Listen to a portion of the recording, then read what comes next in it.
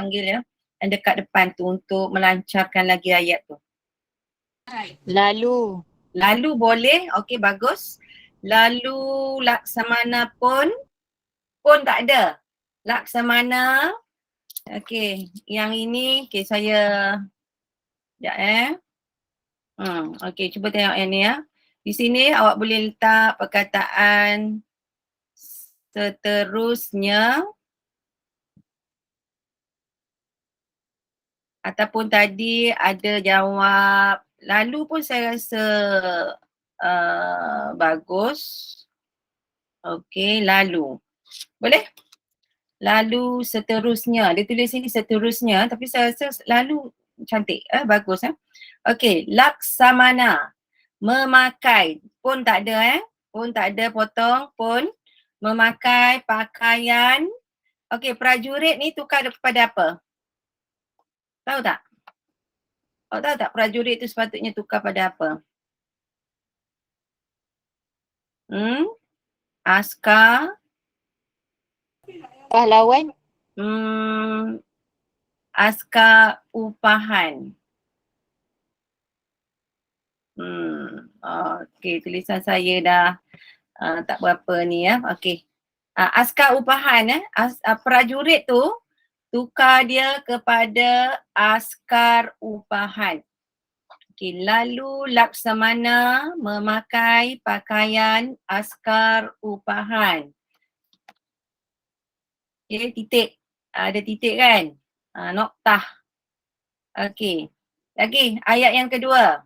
Apa awak nak letak? Maka tak mau. Okey, macam tadi pelajar tadi bagi tahu saya tak tahu nama dia. Okey, kalau ada perkataan maka tu buang. Okey, kena tukar. Mungkin boleh tukar dengan perkataan lain yang lebih sesuai. Okey, ayat yang kedua ni dia tulis maka Laksamana pun berjalanlah. Okey, awak nak tukar pada apa? Maka, tak nak maka. Awak nak gantikan apa maka di sini? Cikgu kalau guna lalu lagi boleh ke? Lalu 2 kali tak cantik lah. Dia tak cantik kalau awak buat dia 2 kali berturut-turut. Awak boleh sambil. Sambil tak boleh. Sambil tu macam buat 2 kerja pada satu masa, betul tak? Okey, awak boleh letak kemudian. Okey, awak boleh letak perkataan kemudian. Yes, kemudian. Sekejap ya.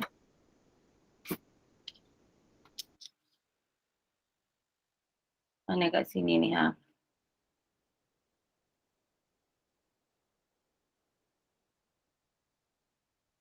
Kemudian Laksamana pun berjalan.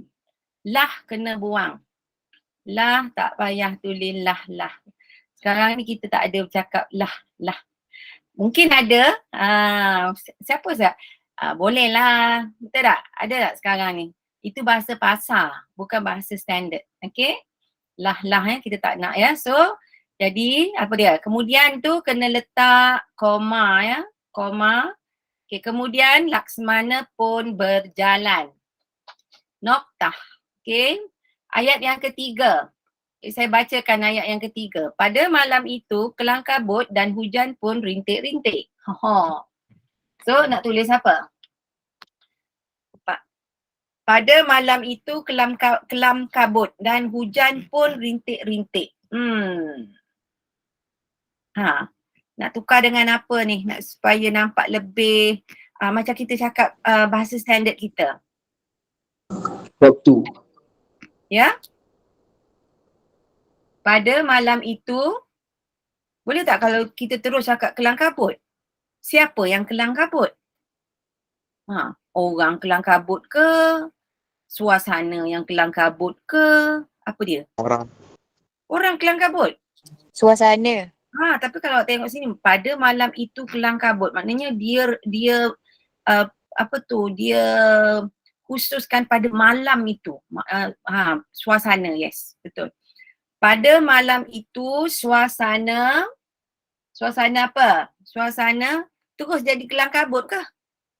Suasana Satu lagi ayat yang kat tengah tu. Pada malam itu suasana sini dekat sini ni. Suasana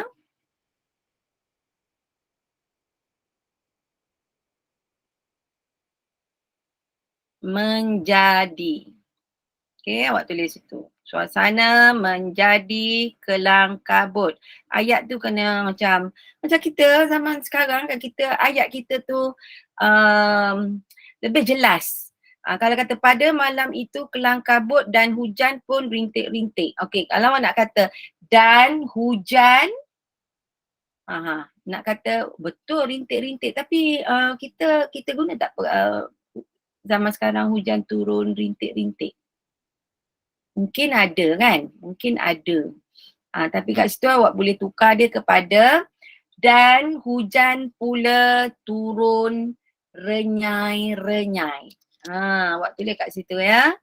Dan hujan apa? Hujan pula. Dan ni potong ini ya. Pun rintik-rintik ni potong. Tulis itu dan hujan pula turun. Ini bahasa kita sekarang ya. Turun renyai. Hujan renyai-renyai kan. Tak boleh dah. Pen saya dah lari. Okey. Dan turun renyai-renyai. Okey. Awak tulis itu. Dan hujan pula turun renyai-renyai. Full stop. Titik. Okey. Ataupun noktah. Turun apa? Ni tak muat ni saya nak tulis sini kan. Okey. Lepas tu ayat yang seterusnya. Cikgu nak tanya boleh? Ya saya. Kalau tulis renyai sahaja ada beza ke dengan renyai-renyai? Okey. Dan hujan pula turun renyai. Dia macam turun renyai tu macam tak lengkap tau. Dia kena dua kali. Renyai-renyai. Renyai, sengkang, renyai. Dua kali turun renyai-renyai. Okay, dan hujan pula turun renyai. Boleh tak awak cakap dan hujan pula turun renyai? Ada ke? Kalau dengan renyai boleh. Okay, kalau awak kata dan hujan turun dengan renyai. Tapi kat sini pula, kat sini sebab dia tulis itu rintik-rintik. Betul tak? Dan hujan pula turun renyai-renyai. Renyai ada dua kali Okay. Renyai dua kali. Sini Okay, sekejap Okay, awak tambah kat sini lah. Okay. Saya kena tulis secara perlahan-lahan Renyai, dia kena buat macam tu. Renyai-renyai. Rintik-rintik. Hujan pula turun renyai-renyai. Okey, perkataan seterusnya. Ayat yang seterusnya. Maka Kertala Sari pun masuklah ke dalam kota. Maka, okey buang. Awak dah cakap tadi memang betul. Maka, buang. Okey, nak tukar dengan apa kat maka ni? Maka. Awak boleh tambah Potong apa? cikgu. Ya? Lain. Awak suka lalu Okey, boleh lalu kat situ boleh. Awak boleh letak kemudian, boleh? Kemudian. Lantas boleh? Ha? Lantas. Lantas boleh, okey? Okey, boleh. Lantas Kertala Sari pun masuk. Dia nak menunjukkan orang tu apa? Dia punya action dia tu kan? Dia punya tindakan apa tu perbuatan dia tu. Okay. Awak kata apa tadi? Yang last kali tadi apa? Lantas Lantas Kertala Sari pun masuklah ke dalam kota. Okey, tapi kat sini yang jawapan yang sesuai ialah kemudian. Tapi dalam SPM kan awak tak tahu kan? Awak tak tahu. Tapi kalau dia lebih kurang sama okey. Okey. Alright. Kemudian Kertala Sari pun masuk ke dalam kota. Okey, awak buang perkataan okey, maka, kemudian, lantas, selepas itu pun boleh. Okey, selepas itu. Kemudian pun boleh, sama juga dengan selepas itu. Kertalasari berjalan masuk ke dalam kota. Nampak tak kat sini kan, tak ada perkataan berjalan ke tak? Okey, awak tanya, awak kata apa? Lantas, kemudian, selepas itu. Kertalasari pun tak ada, buang perkataan pun. Ingat tu, awak dah tahu maka tak boleh kan? Kalau ada pun tak boleh. Pun keluarkan. Kertalasari, apa dia? Masuklah ke dalam kota. Awak tukar dia kepada berjalan masuk. Awak tukar dia Kertalasari berjalan masuk, lah buang. Lah buang. Pun buang, lah ada belakang, buang. Cuma awak tambah sikit dia ayat tu nak suruh nampak okey. Okey, selepas itu, lantas, kemudian, Kertalasari berjalan masuk ke dalam kota. Okey, berjalan, awak tambah sikit berjalan. Ke dalam kota. Ke dalam kota, cikgu. Ya, ke dalam kota, ya betul. Oh, okay. Berjalan masuk ke dalam kota. Yes. Cuba awak tambah perkataan berjalan masuk. Pun dengan lah buang. Okey, maka. Lagi maka kat situ. Maka, awak nak letak apa-apa tak? Ke nak buang terus? Nak buang terus pun boleh ya. Okey, kat sini dia cakap, maka Laksamana pun tidur di tengah pasar itu. So awak buang maka, awak sambung. Laksamana. Ketiga boleh? Pun tak nak tadi, buang pun. Terus cakap. Laksamana tidur. Tidur kat mana? Di tengah-tengah pasar itu. Di tengah pasar itu jadi di tengah-tengah pasar itu. Tengah jadi dua kali, maksudnya dia nak stress, memang betul-betul kat tengah. Okay, alright, Laksamana tidur di tengah-tengah pasar itu. Tu ayat standard untuk jawapannya. Laksamana tidur di tengah-tengah pasar itu. Okey, kemudian. Maka didengar oleh Laksamana, kaki Kertalasari itu terlalu gemuruh bahananya. Okey, maka lagi. Dia suka maka ni. Maka. Okay. Lalu boleh. Tapi kalau awak nak buang terus pun, buang je lah.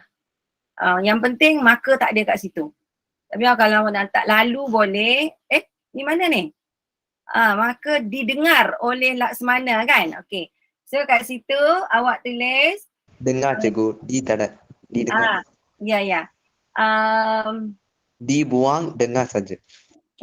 Okey. Di sini awak boleh tukar dia kepada, okey, maka didengar oleh Laksamana. Ini dah tak betul dah ayat ni. Maka didengar, tak boleh.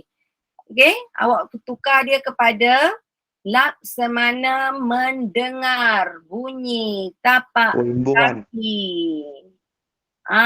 Yes. Kalau ayat dia memanglah kenalah dengan ayat dia. Laksamana mendengar. Ya. Oleh Kertalasari itu terlalu gemuruh. Ya. Laksamana, okey, mendengar bunyi tapak kaki Kertalasari yang kuat. Kertalasari yang kuat. Terlalu gemuruh bahananya. Sekarang kita tak cakap ni benda-benda ni. Perkataan didengar ni, okey, sesuai bila ada perkataan maka didengar. Ayat zaman dulu maka didengar oleh, ini ayat zaman dulu. Jadi bila kita tukar, kita nak tukar sikit didengar oleh Laksamana, kita letak Laksamana kat depan. Kalau kita letak Laksamana kat depan, kita akan kata, maka dah buang Laksamana mendengar apa?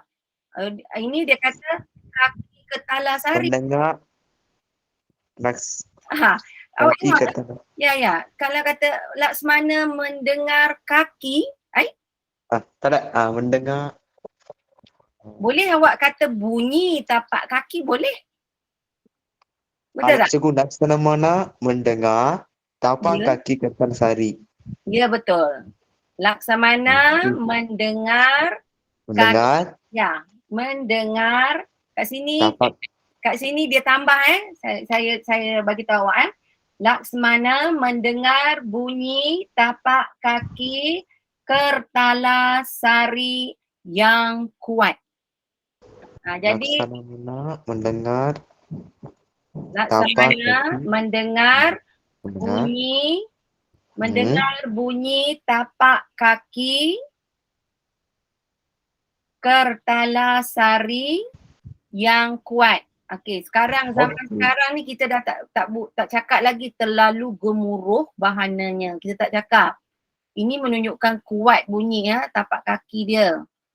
Laksamana ni didengar oleh Laksamana kaki Kertalasari.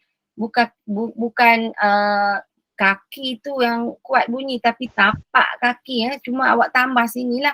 Laksamana mendengar bunyi tapak kaki Kertalasari yang kuat.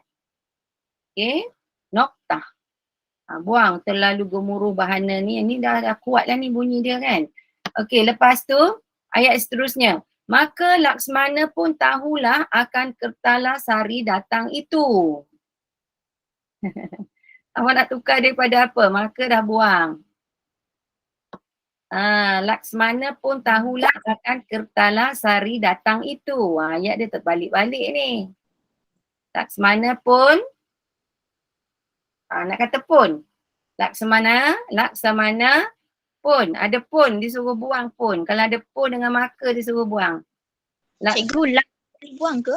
Ya? Lah tu perlu buang ke? Lah. Lah memang kena buang lah. Betul. Lah kena buang.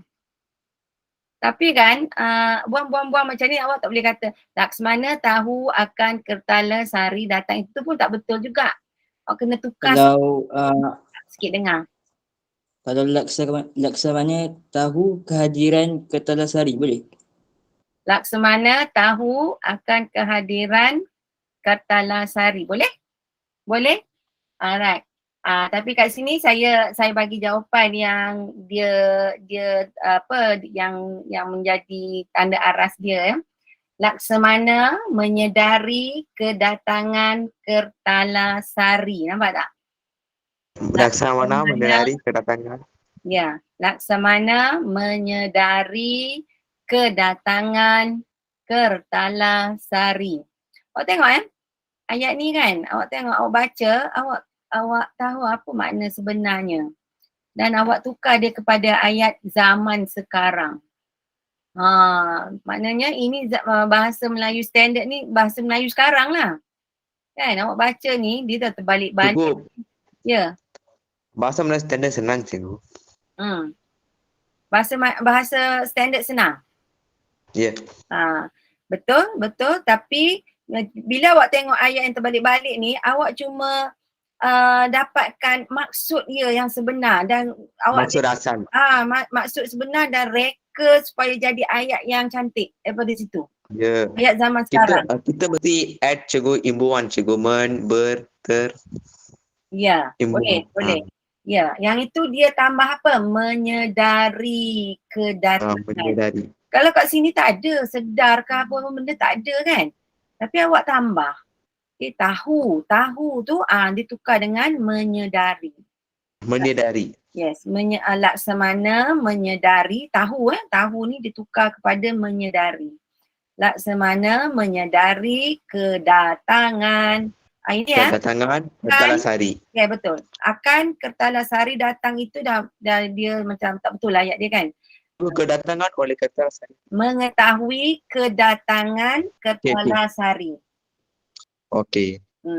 Saya ulang balik ayat penuh Laksamana menyedari kedatangan Kertalasari.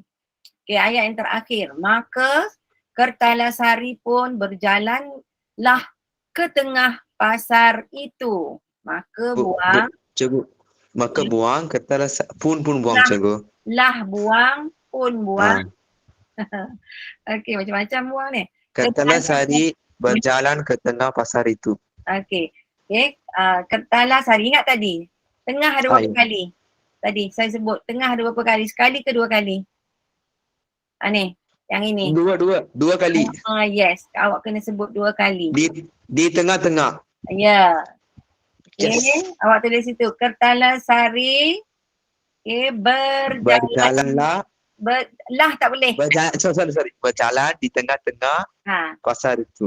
Okey, boleh? Awak boleh kata Okey. Kertalasari berjalanlah. Berjalanlah. Oh, di tengah-tengah pasar itu. Ya, awak tukar dia jadi Kertalasari berjalan-jalan Okey. ke Di tengah tengah pasar. pasar itu. Okey, betul cikgu. Berjalan ada dua kali. Ya. Berjalan-jalan. Kertalasari berjalan-jalan di tengah-tengah pasar itu. Ya. Ke tengah-tengah. Bukan di Ke tengah-tengah pasar itu. Oh, ke tengah-tengah. Ya. Cikgu, di pun boleh cikgu. Di tak boleh. Oh, Ke tengah-tengah. ke tengah-tengah pasar itu. Yes. Okey. Betul. Okey, yang akhir sekali. Maka tertendang kakinya pada tubuh Laksamana. Cikgu, maka potong tertendang kaki pada tubuh Laksamana. Ya, tertendang kakinya pada tubuh Laksamana. Tubuh Laksamana. Ayat dia macam tergantung. Kalau awak terus letak tertendang, tiba-tiba je awak letak tertendang kakinya pada tubuh Laksamana.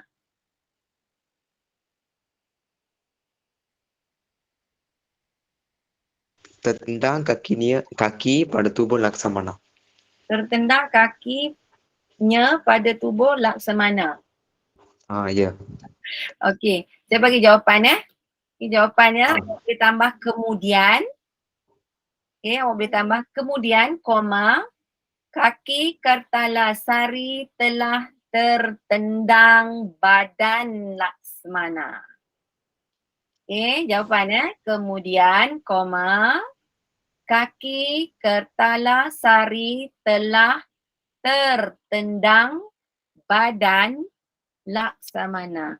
Tubuh bukan. Kaki Laksamana telah tertendang pada tubuh. Salah. Sorry cikgu. Kaki siapa yang tertendang dekat badan Laksamana?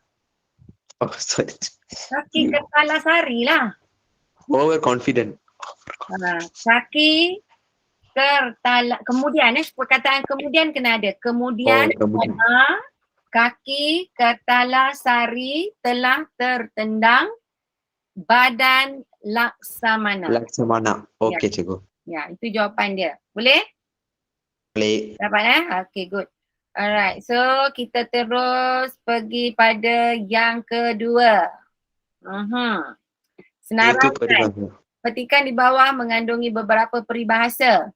Senaraikan dua peribahasa sahaja, kemudian berikan peribahasa lain yang sama maksud atau hampir sama maksud dengan peribahasa tersebut. Awak baca dulu, saya bagi awak 2 minit, awak baca. Nanti anda boleh bagi tahu saya apa itu peribahasa yang ada dalam petikan ini. Seperti menahan luka di pergentingan. Mana tu? Seperti menahan luka di pergentingan. Seperti menahan luka di pergentingan. Oh, ini ada Ada ya? Itu yang ada juga peribahasa. Ini saya ni zaman-zaman saya belajar dulu tak ada. Okey. Ya. Apa itu? Maksud dia? Siapa tahu? Siapa tahu? Saya tak baca ni. Renyai boleh ke? Renyai? Oh, itu yang tadi Okey. Menahan luka, bukan luka Awak, menahan luka tu apa? Luka tu apa? Luka. Menahan luka di pergentingan. Apa maksud? Luka ni Satu alat yang digunakan untuk menangkap ikan dibuat daripada buluh. Tahu tak? Ini, lukah. Lukah adalah satu benda daripada buluh. Jadi dia banyak ni, lepas tu bentuk dia bulat-bulat kan. So bulat. So dia orang akan pergi kat sungai, dia orang apa tu tangkap ikan guna ni. Betul? Lukah di pergentingan, maksudnya mana? Dekat mana ke pergentingan? Mungkin dekat sungai macam tu kan. Sungai ada laluan yang sempit. Laluan yang sempit pada sungai tu, tu kita panggil dia di pergentingan. Faham ya? Lukah ni kalau tak silap dibuat daripada buluh dan berbentuk bulat. Orang ni dia ikat sini kat atas ni kan, ikat, lepas tu dia ambil benda ni, dia pergi tangkap ikan. Okay, tangkap ikan. Kalau di pergentingan ni, kalau tak silap, sungai yang sempit. Okay, sungai yang agak sempit. Okay, alright. Apa dia peribahasa yang sama dengan menahan luka di pergentingan? Cikgu, sakit sama mengadu, luka sama meniup. Sakit? Sakit sama mengadu, luka sama meniup. Sakit sama Sama mengadu, mengadu, luka sama meniup. Oh yo. Okey, betul? Betul tak cikgu? Betul. Lagi satu? Lagi satu. Ada lagi satu. Dia nak dua Segelintir kan? masyarakat yang mula lupa daratan. Ya, dia nak dua. Dia nak dua. Segelintir masyarakat yang lupa daratan. Okey, dia nak dua tapi awak boleh senaraikan tiga. Okey cikgu. Boleh? Boleh cikgu. Okey, so Segelintir masyarakat yang mula lupa daratan. ya, betul. Tapi awak dah kenal pasti dia punya peribahasa kan? Tapi awak kena tengok apa yang dia nak lagi. Kemudian berikan peribahasa lain yang sama maksud atau hampir sama maksud dengan peribahasa tersebut. Apakah dia? Okey, kita tengok yang ini nombor 1, ini nombor 2, ini nombor 3. Okey, siapa nak jawab nombor 1? Siapa nak jawab nombor 1?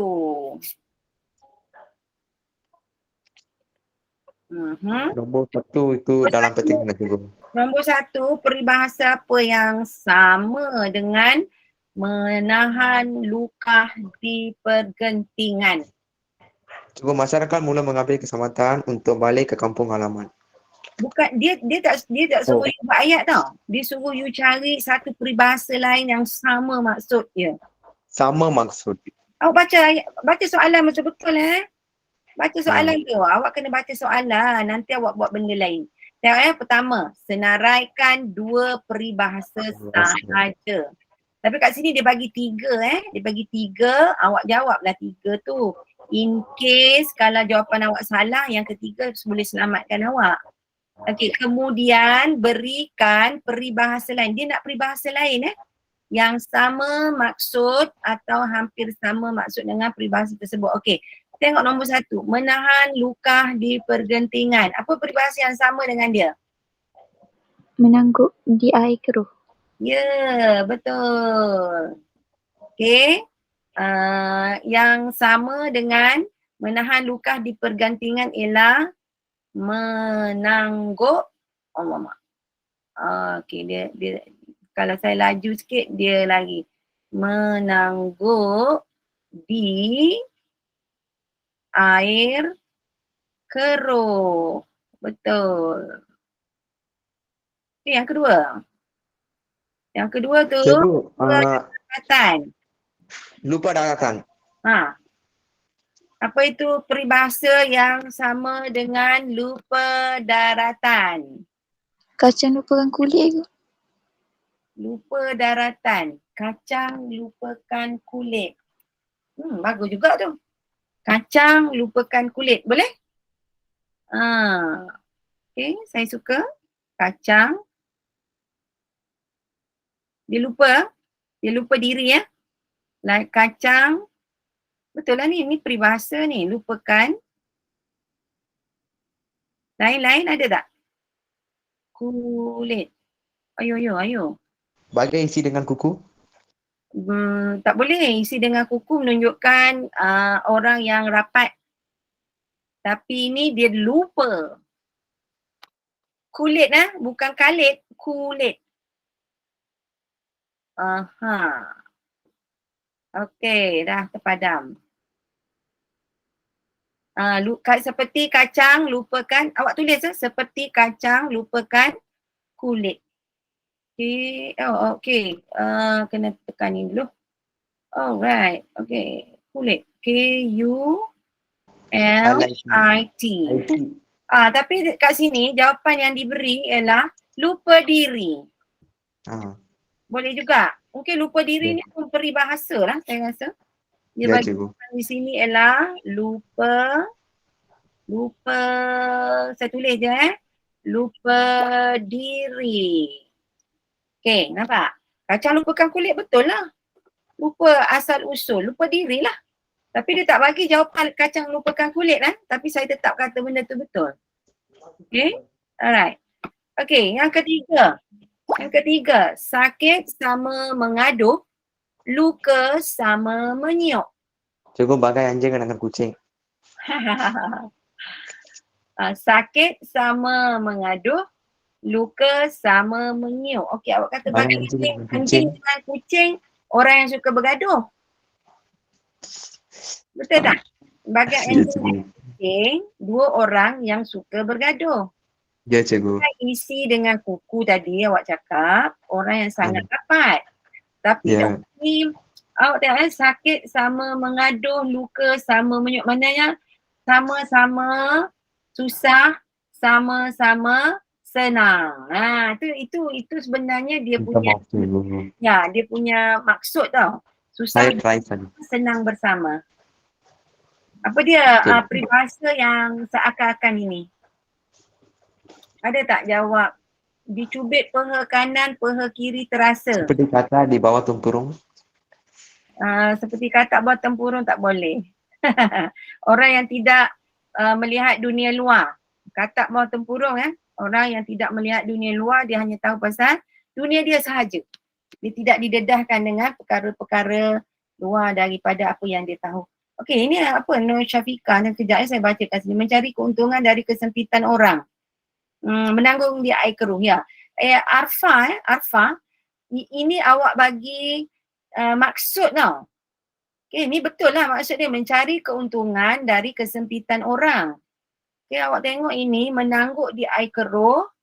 Okay, ya, menahan luka di pergentingan. Tapi awak kena ingat mana tadi Arfa tadi kan. Arfa jangan bagi mencari keuntungan dari kesempitan orang ni maksud tau. Yang dia nak ialah satu peribahasa yang sama dengan yang dia bagi ni, menahan luka di pergentingan. So awak letaklah menangguk di air keruh, itu adalah peribahasa tau. Tapi awak jangan bagi maksud, awak bagi satu peribahasa lain yang seakan-akan sama maksud dengannya. Okey? Okey cikgu. Ya, yang keempat. Yang keempat ni, okey. Sama-sama senang, sama-sama susah. Apa dia peribahasa lain? Sama-sama senang, sama-sama susah. Cikgu, kalau berat sama dipikul, ringan sama dijinjing. Boleh? Saya suka. Okey, sakit sama mengaduh, luka sama menyiuk. Awak kata berat sama dipikul, ringan sama dijinjing. Boleh? Boleh? Lagi? Okey, jawapan yang di sini cuba awak dengar jawapan yang diberikan Bersatu kita teguh, bercerai kita roboh. Sakit sama mengaduh, luka sama menyiuk. Bagi saya kalau sakit sama mengaduh, luka sama menyiuk, maksudnya sama-sama senang, sama-sama susah.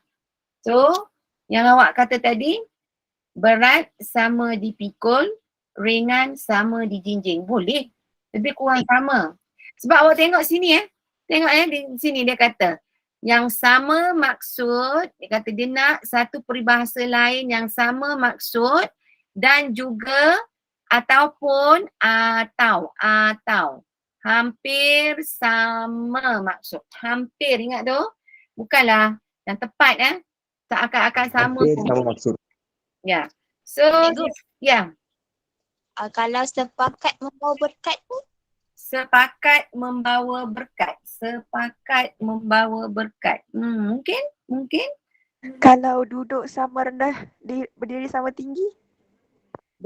Duduk sama rendah, berdiri sama tinggi.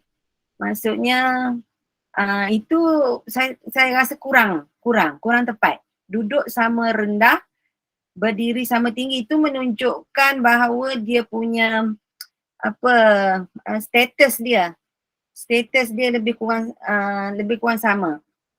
Duduk sama rendah, berdiri sama tinggi. Adakah dia menunjukkan sama-sama susah, sama-sama senang?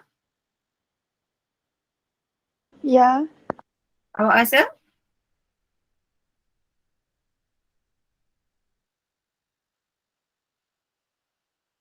Tapi kalau berat sama dipikul, ringan sama dijinjing tu okey, tapi duduk sama rendah, berdiri sama tinggi. Itu menunjukkan bahawa mereka duduk sama rendah, berdiri sama tinggi. Tak tepat. Ya, dia kurang tepat. Kurang tepat. Dia macam mana duduk sama rendah, berdiri sama tinggi, menunjukkan kedudukan yang sama. Mungkin dari segi status ataupun status dalam masyarakat lah. Dalam masyarakat. Dia tak tunjuk senang sama berat sama dipikul, ringan sama dijinjing. Itu lebih tepat yang itu. Okey. Alright, duduk sama rendah, berdiri sama tinggi, kurang ya. Minta maaf ya kat situ. Okey. Tapi jawapan kat sini bersatu kita teguh, bercerai kita roboh. Tapi saya bagi pada yang lain-lain yang bagi jawapan yang seakan-akan sama. Okey. Alright. Okey, ada lagi tak? Okey, yang ini petikan umum. Pukul berapa sekarang? Ada 5 minit lagi ya. Okey. Ini awak kena baca sikit. Malaysia ialah negara, dia ada bahan 1 dan bahan 2. Saya bacakan. Malaysia ialah negara yang kaya dengan pelbagai jenis sayur dan sama ada ditanam atau tumbuh liar secara semula jadi. Ulam-ulaman dan sayur-sayuran mempunyai khasiat yang baik untuk tubuh badan manusia jika dimakan. Terdapat banyak jenis ulam dan sayur segar yang sesuai dimakan mentah di negara kita. Hal ini dikatakan demikian kerana ulam-ulaman ataupun sayur-sayuran tempatan mengandungi khasiat yang tinggi dan penting untuk keperluan aktiviti tubuh badan. Sayur-sayuran tempatan terutamanya dalam kategori ulam-ulaman sebenarnya bukan sahaja menjadi pembuka selera, malahan ada antara ulam yang menjadi penawar berkesan bagi pelbagai penyakit. Ulam menjadi sumber makanan yang amat berkhasiat kerana mengandungi pelbagai nutrien seperti kalsium, fosforus, zat besi, vitamin A, B1, B2 dan C juga. Antara contoh sayur dan ulam tempatan yang terkenal termasuklah timun, peria, bendi, pucuk kaduk, kacang botol, pegaga, tenggek burung, selom, ulam raja, pucuk kajus dan cekur, kantan, jering dan petai. Misalnya semua sekali lah. Okey, itu yang pertama. Bahan yang kedua. Ulam merupakan gelaran kepada tumbuhan yang dimakan secara mentah, dicelur atau direbus sebelum dimakan bersama-sama nasi putih. Di Malaysia, ulam juga biasanya dimakan bersama perasa seperti budu, cencalo ataupun sambal belacan. Okey, selain dimakan secara mentah sahaja, masyarakat Malaysia menjadikan ulam sebagai sajian kerabu dan sayuran. Kebiasaannya ulam diambil daripada pelbagai bahagian tumbuhan yang boleh dimakan. Antaranya termasuklah pucuk, daun, umbut, biji, buah, ubi dan bunga. Di Malaysia terdapat lebih daripada 120 jenis 120 jenis tumbuhan telah dimakan sebagai ulam yang terdiri daripada tumbuhan kecil dan melata, jenis semusim seperti pegaga, sehinggalah kepada pokok-pokok renek dan pokok-pokok besar, jenis saka seperti petai, jering dan kerdas. Ini pokok besar jenis saka ni bukan saka jin Ini pokok yang berkayu lah maksud dia ya. Ulam-ulaman mempunyai pelbagai khasiat yang tersendiri.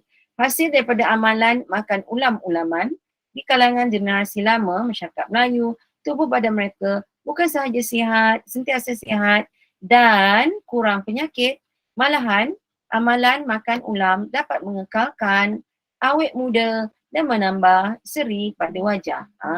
Okay, menarik kan pasal ulam-ulaman ya. Okey, kita pergi pada soalan yang pertama.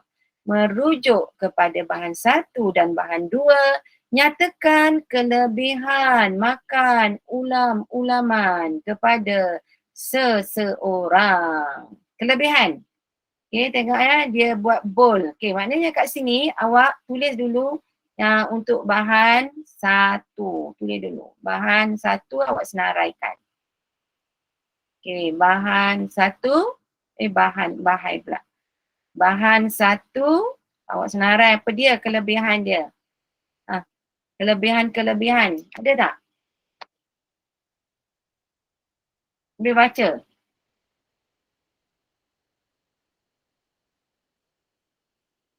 Dia kata sini ulam-ulaman dan sayur-sayuran mempunyai pelbagai khasiat yang baik untuk tubuh badan manusia.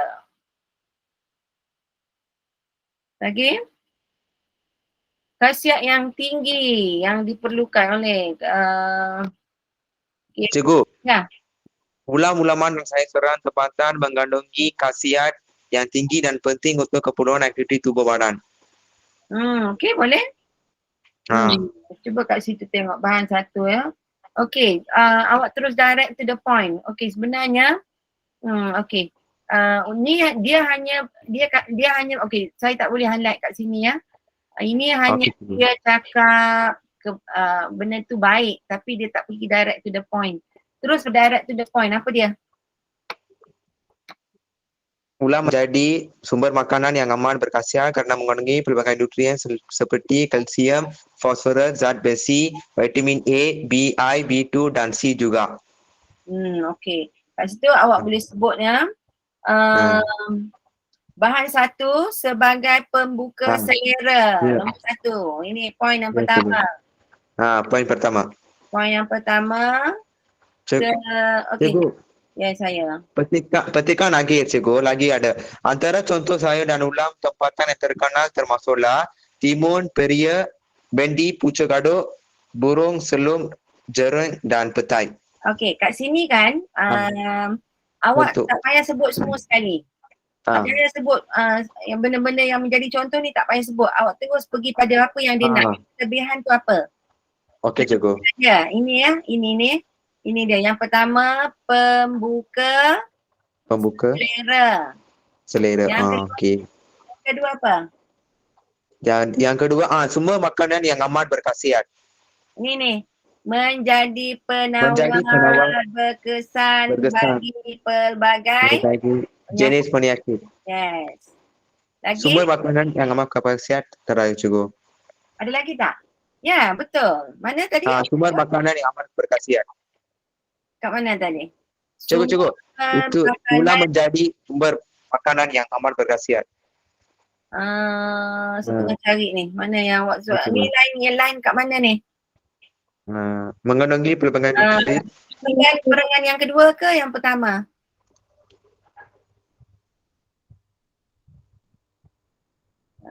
Jadi makanan yang ya betul. Ya, sumber makanan yang sumber makanan yang amat berkhasiat.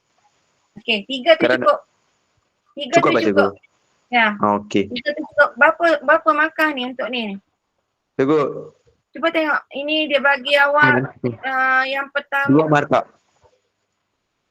Oh, saya dah lompat pada yang kedua. Ini ya. Maksud penawar berkesan apa? Yang pertama. Oh, ya. Ini ada penawar Cikgu, berkesan faham? ni. Itu dia. Ya. Soalan yang pertama, penawar berkesan. Penawar berkesan. Apa maksud penawar berkesan?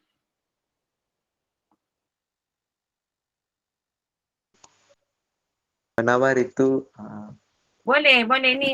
Okey, saya jawab Nur Syafiqah binti Jaafar. Cikgu, kalau dia nak 2, kita bagi 3, nanti pemeriksa akan pilih 2 ke? Betul. Okey, jawablah lebih sikit. Mungkin ada yang awak jawab lebih tu betul ya. Kalau awak jawab betul-betul 2, mungkin salah satu salah. cikgu, Tak ada yang penawar itu diorang campur itu warna cikgu. Penawar itu penawar yang berkesan. warna Ini penawar yang berkesan ni apa maksud dia? kesan. Penawar berkesan. Maksud dia apa? Ini soalan yang ni. Sini, saya lompat pergi yang kedua tadi. Apa Mujarab boleh cikgu? berkesan? Mujarab. Ya, dapat. Okey, penawar berkesan maksudnya ubat yang paling mujarab untuk menghilangkan rasa sakit. Jawapan dia ya. Okey, cikgu. Jawapannya penawar berkesan ialah ubat yang paling mujarab untuk menghilangkan rasa sakit ataupun ubat Okey. mujarab untuk menyembuhkan penyakit. Boleh juga. Boleh. Betul? Okey. Understand. Nombor 2 ya. Nombor 2. Kelebihan ulam kita dah jawab untuk Cikgu ada cikgu. bahan Cikgu satu. ada. Cikgu. Satu. Ulama nasihat saranan mempunyai khasiat yang baik untuk tubuh badan manusia diberi. Ya. Awak jawab yang mana tu? Cikgu, atas cikgu. Yang Dengan ulama yang saya saran mempunyai khasiat yang baik untuk tubuh badan manusia jika dimakan. Ya. Okey ya. Alright. So ini yang saya tulis 1, 2, 3 ini jawapan untuk bahan 1 untuk soalan ini yang kedua ni. Faham tak? Okey. Faham cikgu. Ya. Ini awak cari kat bahan 1 je. Lepas tu awak kena cari lagi 1. Bahan 2. 2. Sebab dia tanya. Bahan 2 kena carilah cikgu. Okey. Betul. Sebab dia suruh awak cari kedua-dua. Bahan 1 dan bahan 2. Bahan 1 saya sudah cari cikgu. Sekarang saya cari bahan 2. Yes, bahan 1 sudah selesai. So, awak pergi pada bahan yang kedua. Okey.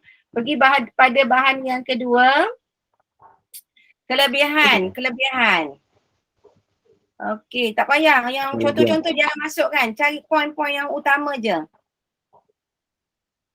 Cikgu, selain dimakan secara mentah saja, masyarakat Malaysia menjadikan ulam sebagai sajian atau sambal belacan. Okey. Menarik ya. Bukan tumbuh yang dimakan secara okey. Kelebihan dia apa? Maksud tengok kelebihan. Bukan sambal belacan kelebihan dia. Masyarakat menjadi ulam sebagai sajian kerabu dan sayuran.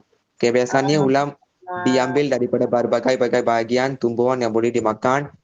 Antara termasuklah pucuk, daun, umbut, biji, buah, ubi dan bunga. Jangan sebut semua tu. Jangan sebut semua. Yang contoh-contoh tu saya dah cakap jangan. Itu bukan poin utama. Cari poin utama.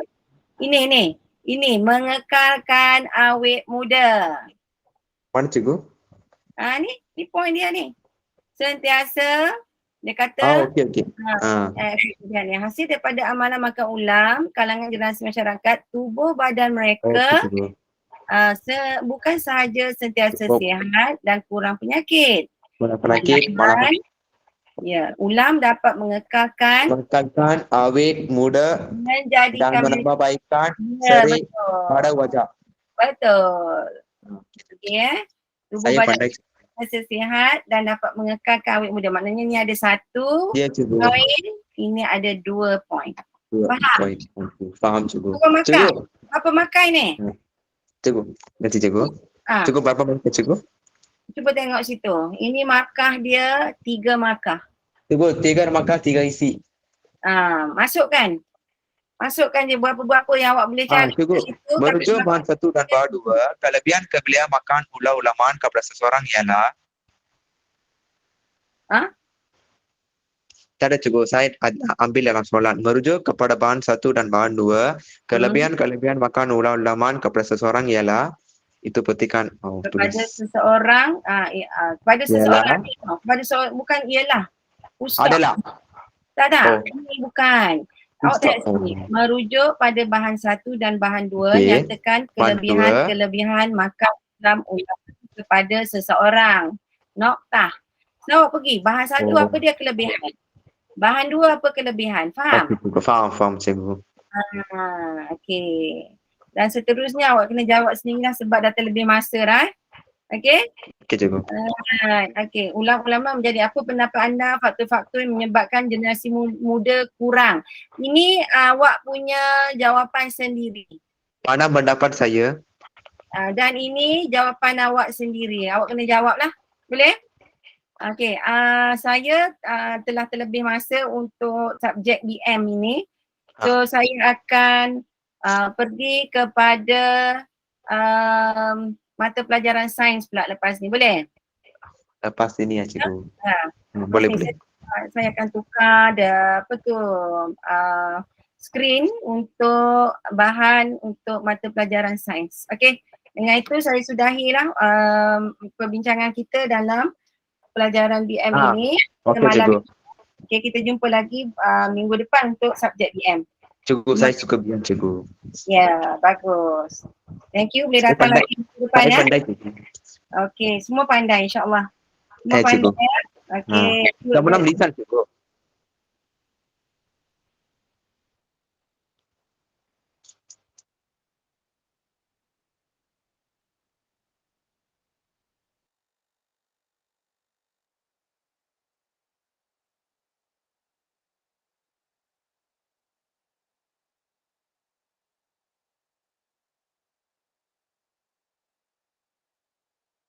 Cikgu.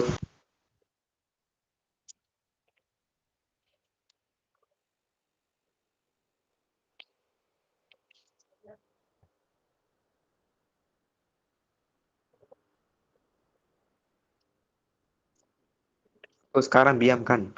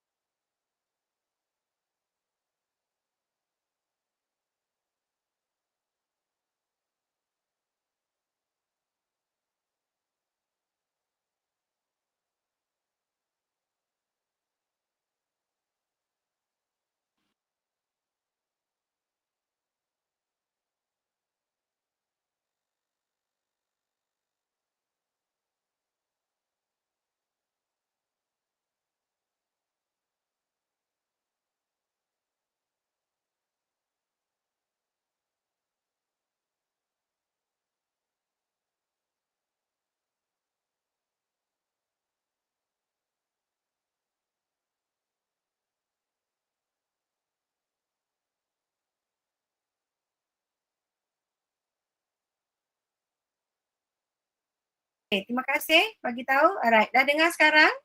Okey ya? Okey, saya harap dah dengar ya. Okey, saya dah buka mic. Okey, sorry ya tadi. Alright, ini adalah kertas 2. Ini semua clear? Clear semua? Dapat dengar Vimal Nair? Dapat dengar sekarang? Dapat Okey. Okey, bagus. Alright. Okey, kita pergi pada kertas 2 ya. Kertas 2, section A ataupun bahagian A. Jawab semua soalan dalam bahagian ini. Sekumpulan murid telah menjalankan satu kajian tentang jenis bantuan kecemasan yang diberikan kepada mangsa kemalangan dalam wad kecemasan di sebuah hospital tempatan. Rajah 1 menunjukkan seorang mangsa yang memerlukan kecemasan. Apakah yang terjadi kepada mangsa dalam rajah 1? Apakah yang terjadi kepada mangsa dalam rajah 1? Apa kena dengan budak ni?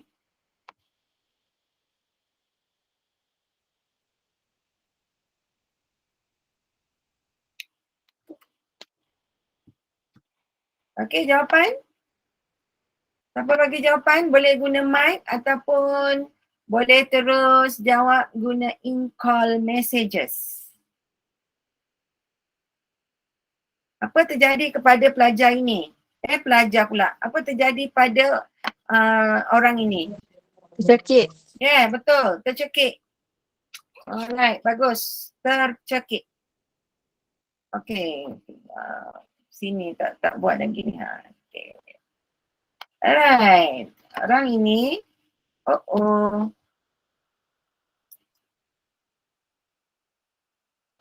Saya kena upload semula ya. Dia dah terkeluar.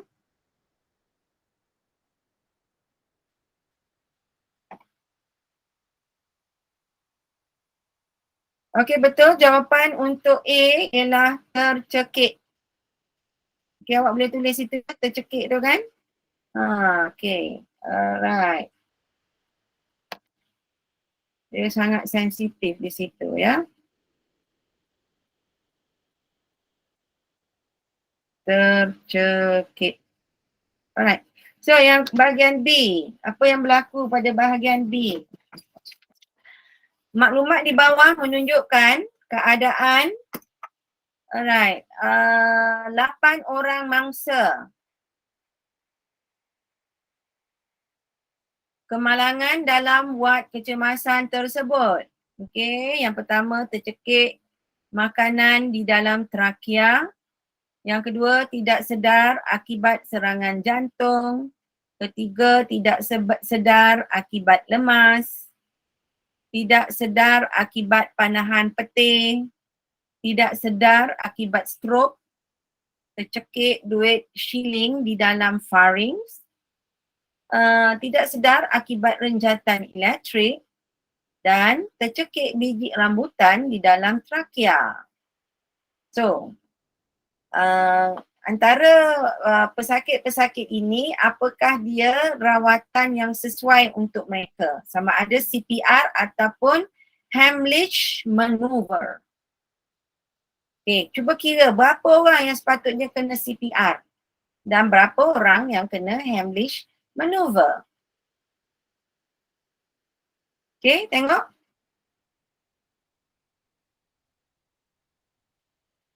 Jawapan? Semua sekali ada CPR 5 orang. CPR 5 orang. Okey, bagus. CPR ada 5 orang, betul. Dan Heimlich ada berapa orang? 3. Betul.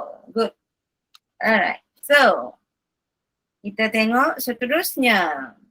Okay, so anda dikehendaki untuk membuat carta.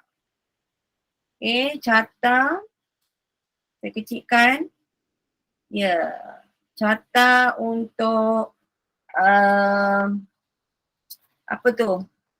Ini ya. Awak tulis sini. Okay, ini adalah paksi X. Dan sini, okay, sorry. Saya lukis ni freestyle. Okay, kejap. Alright, awak pun. Ini.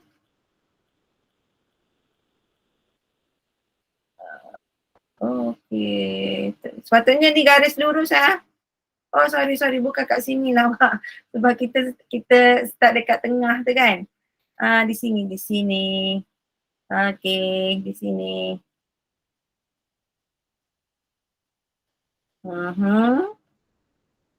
Lebih lurus lah daripada tadi.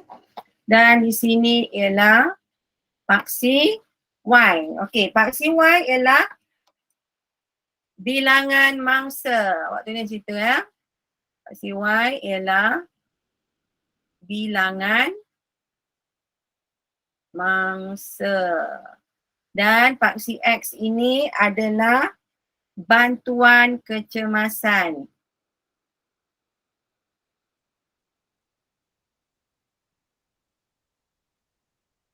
Okay. Bantuan kecemasan. Okay, so awak buat di sini. Okay, ini adalah awak start dengan 0, 2, 4, 6, dan 8. Dan sini awak buat bacat lah. Okey, bacat antara CPR dan juga Hamlich. So, CPR ada 5 kan? CPR ada 5, so awak buat bacat dekat sini lah. Oh, sorry. Macam tu lah lebih kurang Okay. Ini ya. Alright, so yang seterusnya ini adalah CPR. Sorry. CPR. Ini P. Okay. Apa tu? CPR bawah tu Okay, 5. Dan untuk Hamlich ada 3. So awak buat daripada sini dan terus ke bawah dan terus buat carta bawah ni, dan sini adalah saya letak H je. Saya nak tulis panjang-panjang tak boleh. Itu adalah Hamlich maneuver. Lebih kurang dia tak straight saya buat. Okey, kena buat lurus garis lurus bila awak lukis nanti Okey, senang saja sebenarnya. Okey, kita pergi kepada soalan yang boleh bilangan mangsa paksi Y dan bantuan kecemasan paksi X. Kita pergi pada soalan yang seterusnya. Kedua. Apa soalan yang kedua? Dia nak apa?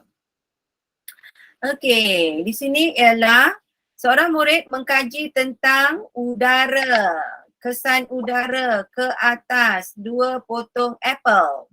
Sepotong apel dicelup di dalam jus limau dan sepotong lagi tidak dicelup dalam jus limau. Selepas 2 jam, kesan udara ke atas kedua-dua potong apel adalah seperti yang ditunjukkan dalam rajah 2. Okay, kalau awak tengok, ini dia, apel ni dipanggil J dan apel ni dipanggil K. Apel yang celup dengan jus limau masih segar dan apel yang tidak dicelup dalam jus limau dah jadi apa ni? Dah jadi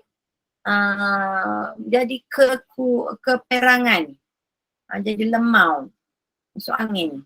Okay. Alright, so jawapan. Soalan A Soalan nombor 2A1.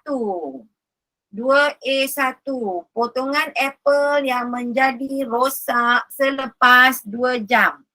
Apel mana? Apel J ataupun apel K? Ini kalau tak boleh jawab Apple K. Yelah, apple K lah, siap gambar lagi kan? Betul tak? Kalau jawab salah juga ni memanglah. Okay, oops. Okay, apple K. Betul, apple K. Dan untuk nombor 2A2. Okay, soalan dia, gas dalam udara gas manakah yang berada dalam udara yang merosakkan apel tersebut? Soalan, jawapan? Gas apa yang menyebabkan apel itu rosak?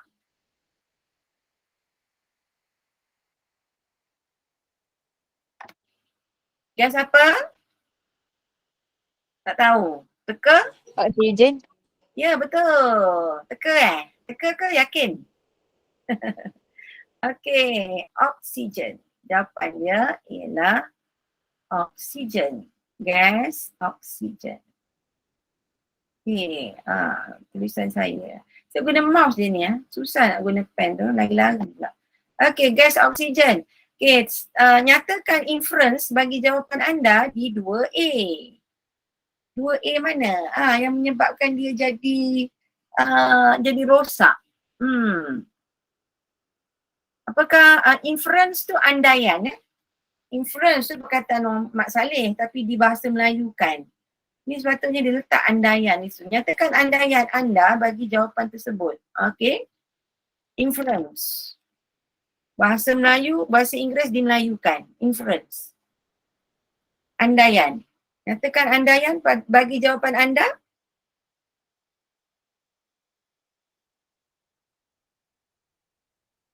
Senang aja. Oksigen dalam udara, boleh tulis kat situ Oksigen dalam udara merosakkan dalam apa? Dalam udara udara kat sini Udara merosakkan apa?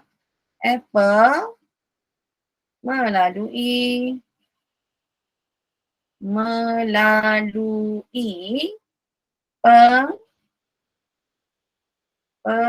pengoksidaan. Proses pengoksidaan. Okey? Oksigen dalam udara merosakkan apple melalui pengoksidaan. Okey, boleh ya? Boleh faham? Kita seterusnya, kita pergi pada soalan nombor 2C. Nombor 2, bukan nombor 2C sepatutnya kan? Okey. Antara yang berikut, yang manakah contoh sumber bahan antioksidan? Tandakan betul untuk jawapan anda. Yang mana ada antioksidan? Siapa nak jawab? Bijirin. Ya, betul. Bijirin. Satu lagi. Okey, betul. Ya, betul Tengku Natasha ya. Proses pengoksidaan. Tengku Natasha jawab K dan L. Okey, lepas tu L. Okey. Alright. Bijirin betul. Lagi satu. Pengoksidaan.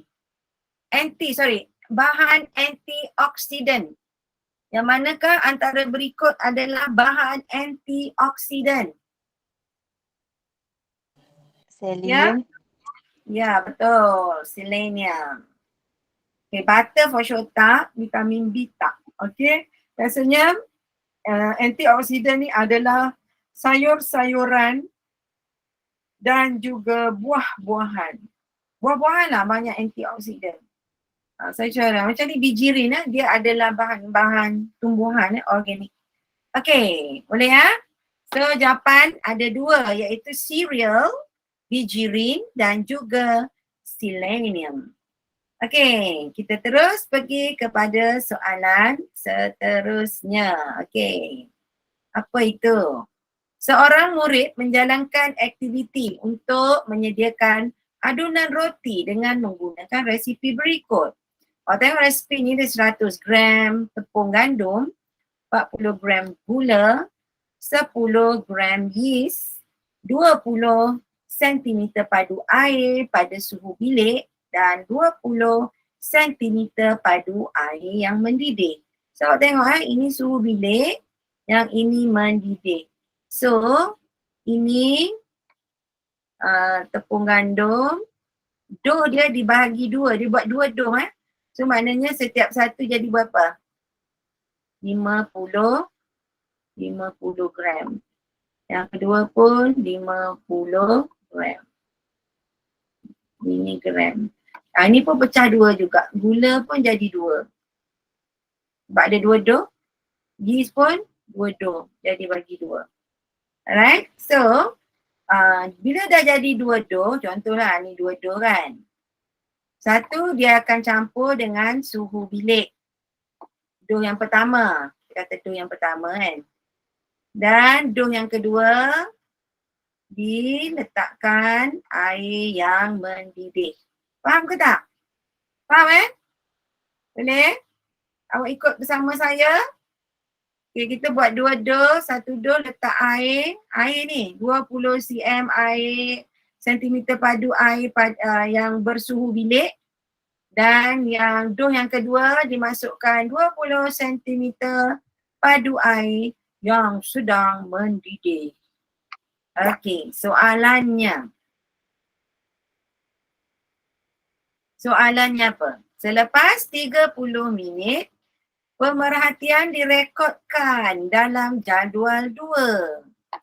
Okey, ini suhu air dalam dough. Okey, dough yang diletakkan dengan air bersuhu bilik. Dan yang kedua, air, ini nombor 1, ini dough 1, ini dough 2. Okey, satu letak air pada suhu bilik, yang kedua letak air pada suhu yang sedang mendidih. Awak boleh lihat, dia letak air suhu mendidih ni, apa yang berlaku ialah berlaku pengembangan terhadap dough tersebut. Dough tu mengembang. Okay, untuk air mendidih, doh tak mengembang, tiada perubahan. Doh tiada perubahan, duduk gitu juga. Okay, so soalannya, apakah faktor yang diubah dalam aktiviti ini? Apakah faktor yang diubah dalam aktiviti ini? Apakah faktor yang diubah? Suhu air dalam doh. Ya, suhu air dalam doh. Betul. Jawapan awak betul. Suhu suhu Ni apa ni? Suhu tu Suhu air dalam doh. Saya bila saya guna pen ya, bila saya guna pen ni saya macam nak tulis cepat macam kita guna pen biasa kan, tapi pen ni tak boleh kita tulis laju-laju sebab dia lari-lari. Ini adalah suhu. Suhu air dalam doh adalah faktor yang boleh diubah. Okey, B. Nyatakan satu andaian ataupun satu inference daripada aktiviti ini. Jadi awak tengok kat situ doh satu mengembang bila letak suhu air suhu bilik, dan doh yang kedua tak mengembang bila diletakkan air yang mendidih. Nampak macam doh tu terus masak tapi tak mengembang. Okey. So apa dia? Satu andaian daripada aktiviti ini. Awak nak kata apa? Kenapa doh tu mengembang? Kenapa doh yang satu lagi tak mengembang? Kenapa? Itu andaian awak.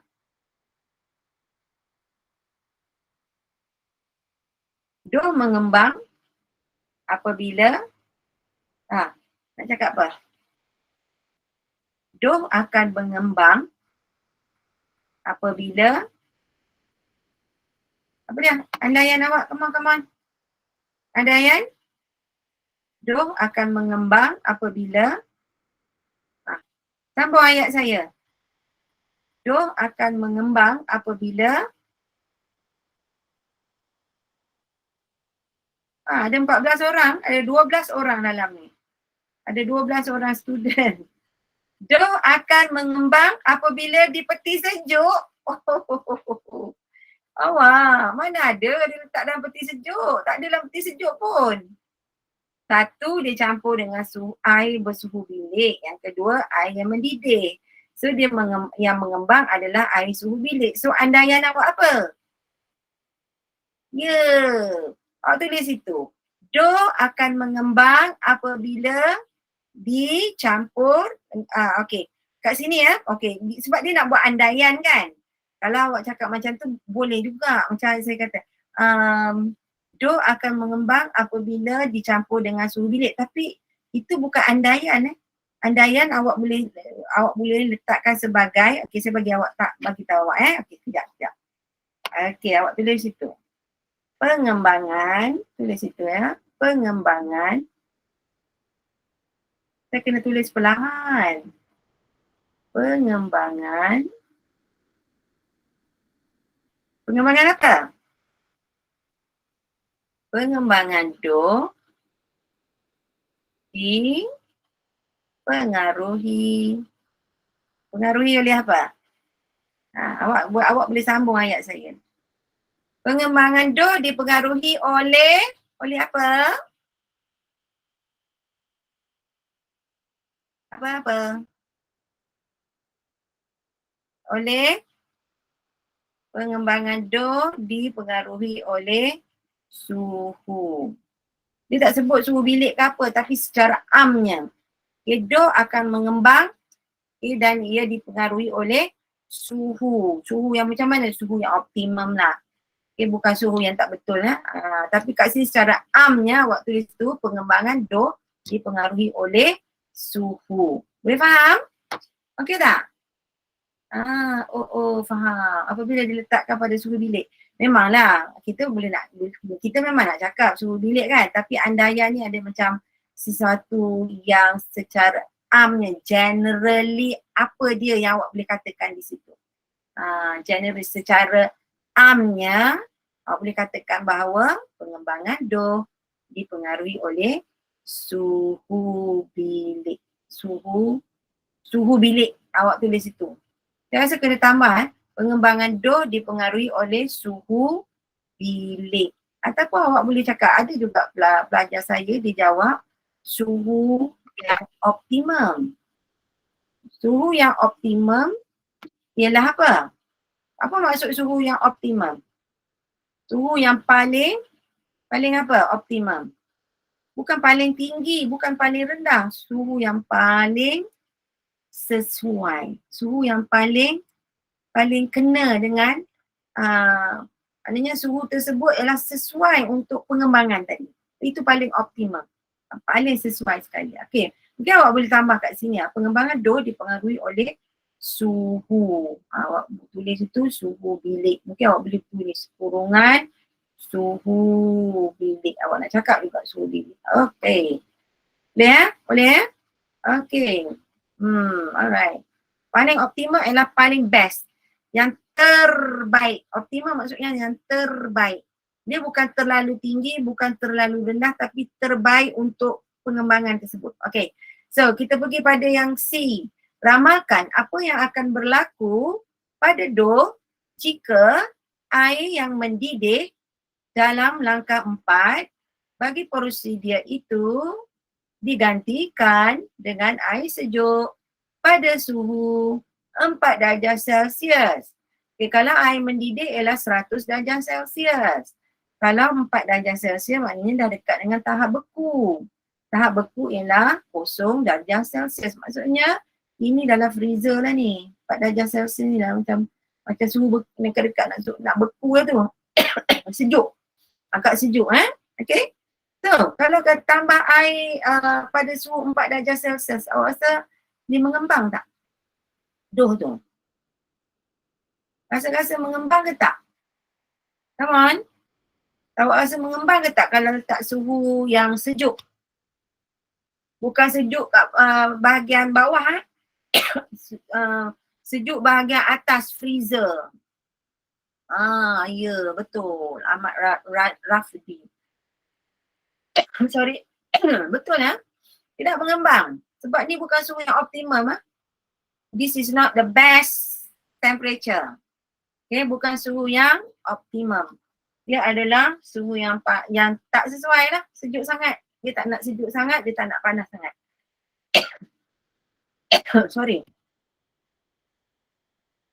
Okay, so untuk C, jawapan untuk C. Alright, saya padamkan saya punya anak panah saya ni. Okay, sebab saya nak tulis sikit kat sini kan. Okay, saya harap saya boleh tulis kat sini kan. Okay, awak tulis itu. DOH tidak mengembang. Tidak mengembang.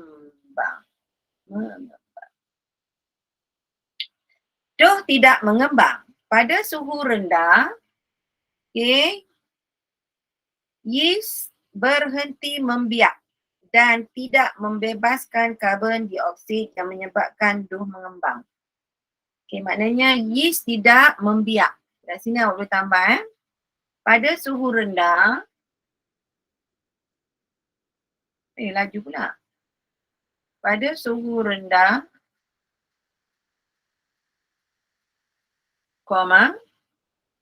yeast tidak membiak. Dia tidur. Yeast tidak membiak dan apa? Dan tidak, bila dia tidak membiak, dia tidak membebaskan gas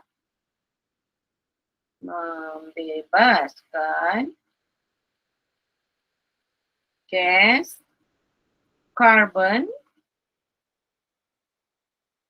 dioksida.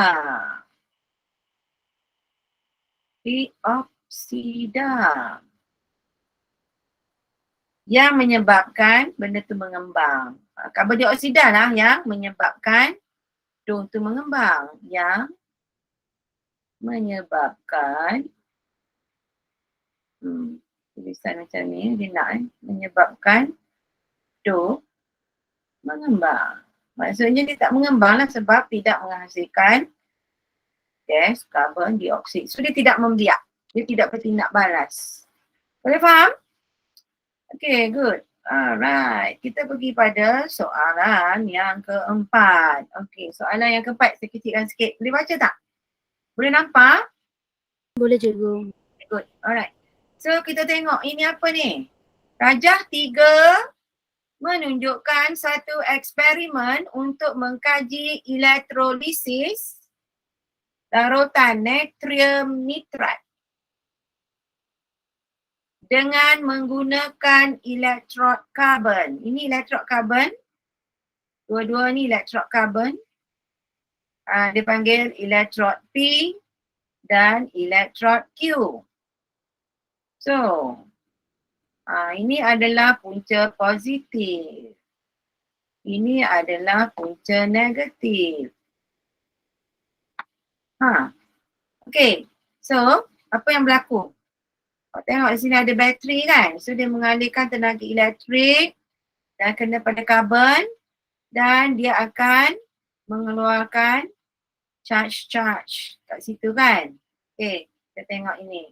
Namakan ion yang hadir dalam elektrolit semasa elektrolisis dijalankan. Ini apa? Sodium nitrate. Sodium nitrat. Larutan natrium nitrat.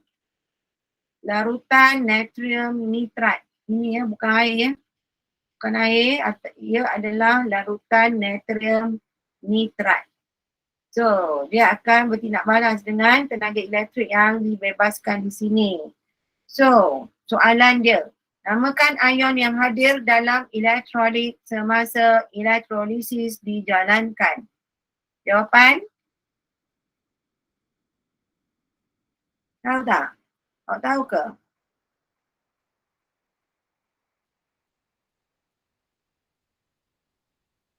Tak tahu. Siapa tahu? Siapa tahu tulis. Apakah ion-ion yang hadir dalam elektrolit itu semasa elektrolisis dijalankan? Ion-ion. Okey, saya tulis lah. Saya tulis lah. Ini awak ulang kaji balik, awak tengok balik ya dalam awak punya nota ataupun buku-buku rujukan. Okey, dia adalah natrium positif. Dan juga ada hidrogen. Ion-ion hidrogen ada, ion-ion natrium ada. Okay, dan juga ada natrium oxide. Okay. Saya tak tahu nak baca tu. Okay, dan juga OH. Oksigen, hidrogen, negatif. Ini adalah ion-ion yang muncul dalam elektrolit ini semasa elektrolisis. Okey, saya tanya jawapan soalannya. Okey, namakan gas yang dibebaskan pada elektrod yang berikut. Nyatakan namakan gas yang dibebaskan pada elektrod yang berikut. P dan Q.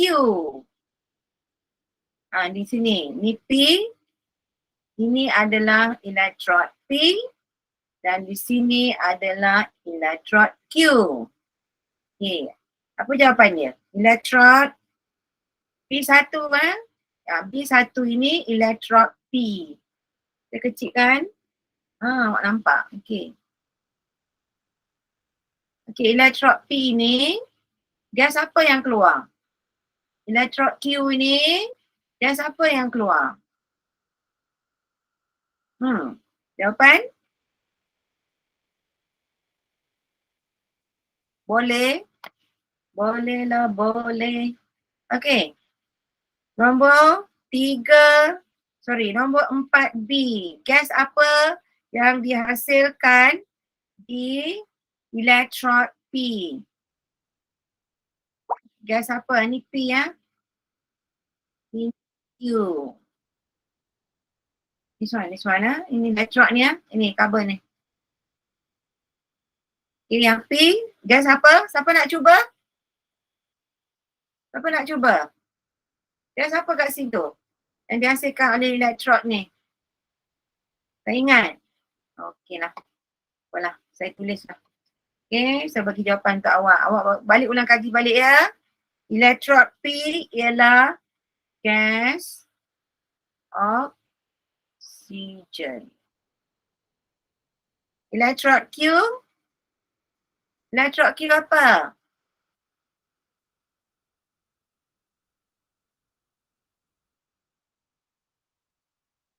Tengok ni, ini apa ni? Ini ada unsur-unsur hidrogen di sini kan. So Q adalah gas hidrogen.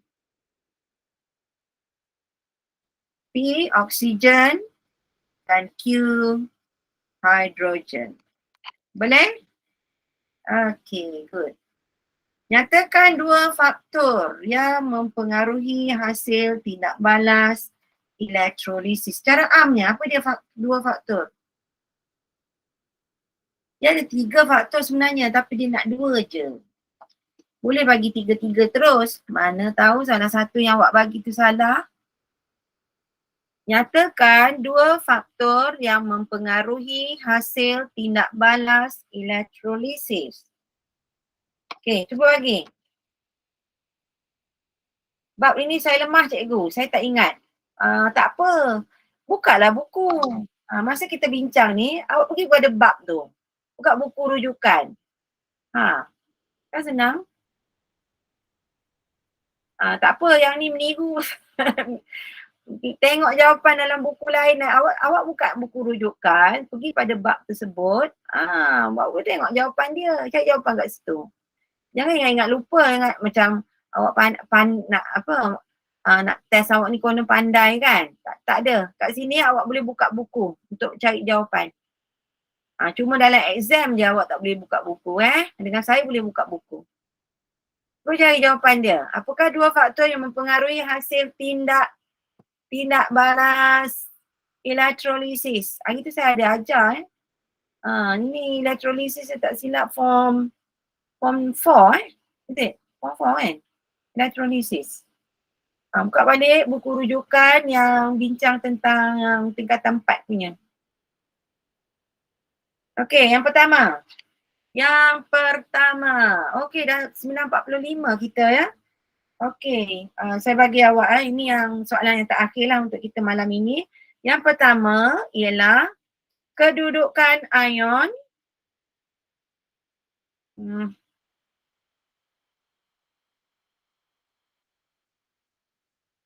Saya kena tulis slow ya. Kedudukan ion dalam siri apa? Elektrokimia. Awak kena buat revision balik sebab exam dah dekat ni. Ya Allah, silap eja.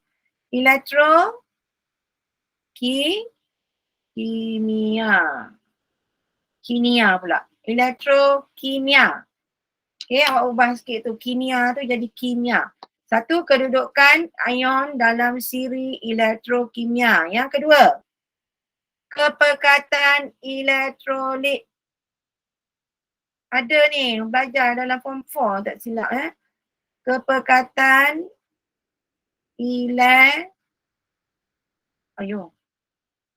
dia tak dengar kata dah. Elektrolit. Kepekatan elektrolit. Dan yang ketiga, jenis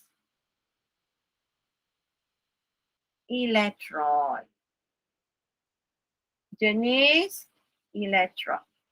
ROD, elektron. Jenis elektron. Satu, kedudukan ion dalam siri elektrokimia. 2, kepekatan elektrolit. Dan 3, jenis elektron. Sama ada guna karbon ke, guna apa ke. Okey, boleh ya? So jawapan mana-mana dua tersebut. So awak bagi 3 jawapan lah. Awak ingat semua, bagi je semua kan. Cikgu yang meriksa tu dia tengok ada 2, dia akan tanda betul lah. Okay? Alright, so kita dah 9.45, 9.48. Ya, betul. Kepekatan elektrolit, jenis elektrod. Okay, so saya harap pelajar terus ya membuat ulang kaji. Jangan ada lupa-lupa lagi nak masuk exam.